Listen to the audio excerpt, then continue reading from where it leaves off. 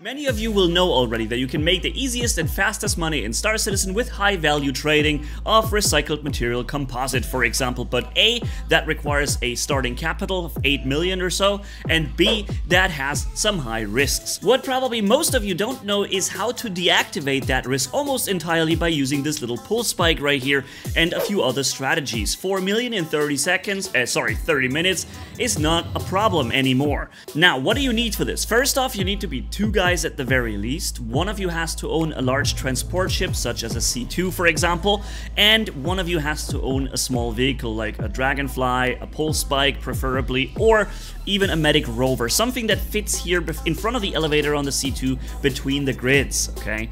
You could, if you wanted to, do what we do here and fiddle around with the glitchy mechanics of bringing the pole spike up here into the second level of the C2. That is, just make it teeny tiny more safe because you save time. But it's not a have to, you can leave it down in front of the elevator, you just have to climb down the ladder or jump it down or whatever, okay? Now, also important to know is that this whole thing will only work for as long as the new transport cargo mechanic system isn't in the game yet. Once you load wares automatically and differently, that will probably look a little different, but how exactly it will look and if there is still some elements of this strategy working after that, we'll see. Now, what is also important is that the guy flying the C2 is not the one who owns it. The guy who owns it has to be the one down there on the ground. You see him running. He has to be the one buying the wares, because only the one who owns the ship can buy wares for the ship. That means the other guy has to fly the ship, which is me in this case. He flew my ship down here, I flew his C2. And what we do here, we hover over the ground as close as possible, and that's the cool thing, we don't even have to touch the ground for it, right? No filthy pirate can get his hands on this ship because we never actually touch the ground. Normally you cannot buy goods for the ship when somebody is on the ship, and that's where the pull spike or any bike comes in. I'm sitting on the ship now, I'm changing the channel from C2 to pull spike, and that means from this point on, I do not physically count as being in the ship anymore. That means my buddy down there can fill his C2 hovering over the ground with one button press all the way full with the expensive wares. He just spent 8 million down there, and I'm just hopping back from the pull spike into the cockpit, and I'm flying off immediately. The whole thing took about 30 seconds, and the ship is completely filled with wares. No pirate has ever seen this ship touch the ground. No pirate has seen this ship, somebody leave or enter the ship. If a pirate was down there, some player trying to ambush you, he would see a C2 coming in, a C2 taking off, and he would think that the person hasn't bought anything because he saw some danger, okay? Now, that obviously wasn't the case. We filled the whole ship, and that's it. The next thing I would advise you guys to do is not use the direct jump point to, for example, ArtCorp to sell the wares. Take a different route. Go to Terra jump point or Stanton jump point, or even to Seraphim Station for a little bit, or Crusader, and just abort the jump after a few minutes so that you come in from a different angle. We typically don't use Terra jump point. I use it here. I'm not going to tell you which route we typically use, but just use a different angle of which you come in to ArtCorp Area 18, for example, in this case, to sell your wares. It could be Microtech or any other planet for that matter as well, but make sure you don't use the direct route, because that's the one where pirates will set up interdiction points to draw you out of quantum travel and take your stuff, you know? So you can even remove that risk almost entirely by just coming in from a different angle.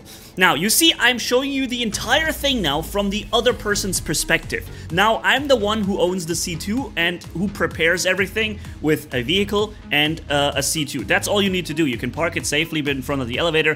Orza Medic Rover, for instance, would also fit there, but he will be a little bit larger and occupy a tiny bit of the grid. It's no problem, you just will load a tiny bit less wares when you buy it all the way full. By the way, this is his constellation Phoenix. I thought it's so beautiful that I show this to you for a second. And by the way, the person on the ground who buys the wares, if he gets killed, it doesn't matter. If he gets killed before buying, no money was spent. If he gets killed after buying the wares, doesn't matter, because your wares are safe and they're already leaving into orbit. Of course, there is still a bit of a risk, because somebody could still bring in ships and attack you in the way up into orbit to jump away, you know? So that risk is something we can't avoid altogether, but it's a smaller risk, and people will not even think that you did buy anything. They wouldn't think that it's worth pursuing you, because in their eyes, you haven't purchased anything. You know, you just came, you left, and that's it. So why would they follow you? And so really that's such an interesting thing about this strategy, is that people don't even know that any purchase has been made.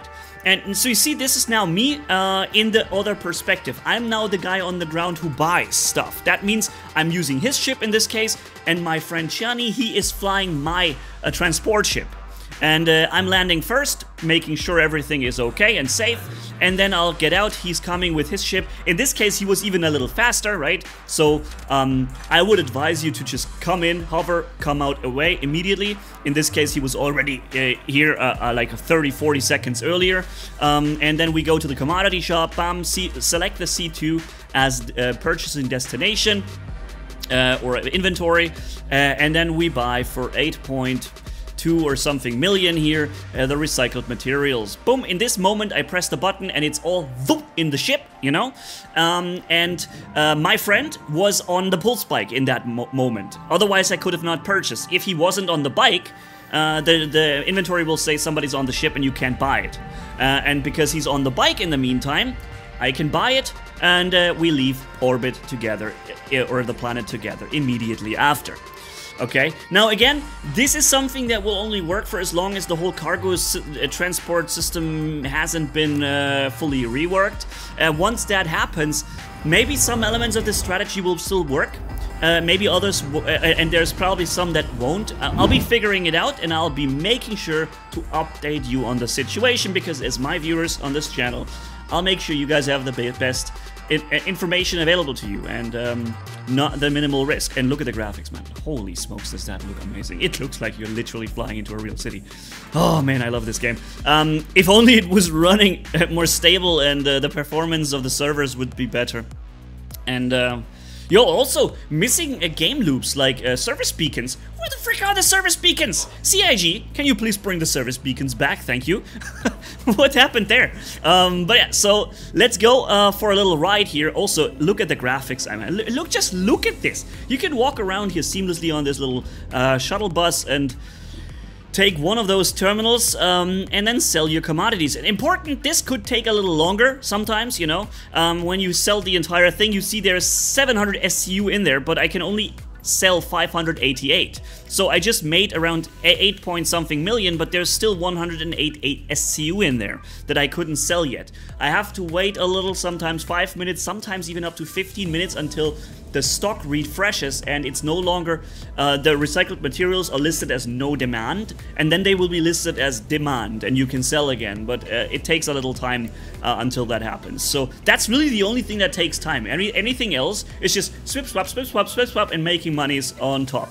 And you can also just change to a different C2 and just keep going after selling the initial value. You could, for instance, you could just dock the ship in Area 18, bring out another one immediately, and repeat the whole process instantly, right? Your buddy can already prepare his C2 with the little ship, with a little vehicle in the meantime, and you can swip swap this so quickly, and just always store the C2s or the transport ships if you have multiple ones.